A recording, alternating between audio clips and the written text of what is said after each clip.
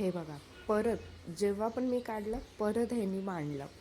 तर ठीक आहे, तो सारखा मांडत असतो आणि आज त्यांनी स्वतःहूनच काढलं परत. आणि आज आमच्याकडे आला होता शिवा.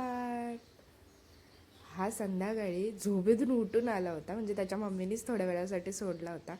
तर तो झोपेत एवढा होता की तो तिकडे गेलाच नाही आणि मला आश्चर्य वाटत होतं. आणि थोड्या वेळाने मग गेला, कारण तो आला ना अगोदर सगळीकडे बघत असतो, घेत असतो. हे बघा गेला. आणि त्यांनी जास्त काही नाही, फक्त तेवढंच घेतलं ट्रेन. आणि तो थोडा वेळ बसलेला आणि त्याची मम्मी लगेच झाली त्याला न्यायला आणि तो लगेच गेला यार. पण मस्त वाटतं शिवारात आला ना, खूप मज्जा येते, खूप म्हणजे खूप. तो सगळीकडे धावत असतो, किचनमध्ये, बेडरूममध्ये. मला लय मस्त वाटतं. मला श्रीयूचीच आठवण येते. श्रीयू छोटा होता तेव्हा सेम असा करायचा. आणि आज हे लेटने आले होते, कारण हे आणि भाऊजी गेले होते बाहेर. आणि मग हे आलेले पण काहीतरी घेऊन आले होते.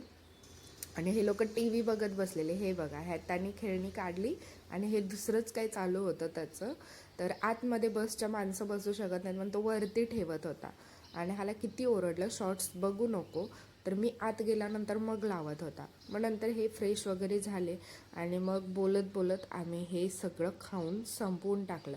एकतर आम्ही दोघांनी ठरवलेलं की शुगर बंद करायची, आणि त्यात ह्यांनी हे आणलं आणि आणल्यानंतर मग ते बघितलं की खावंसंच वाटतं. तर सगळेजण बसलो आम्ही. मुलांच्यासाठी ओरिओ आणि एक होतं ते फक्त चॉकलेट आणलं होतं. तर हे नवीनच आहे आता, डेझर्ट सगळीकडे भेटतं, छान वाटतं. पण आपण जसं जसं खात जाऊ तसं ते खूप गोड गोड वाटायला लागतं.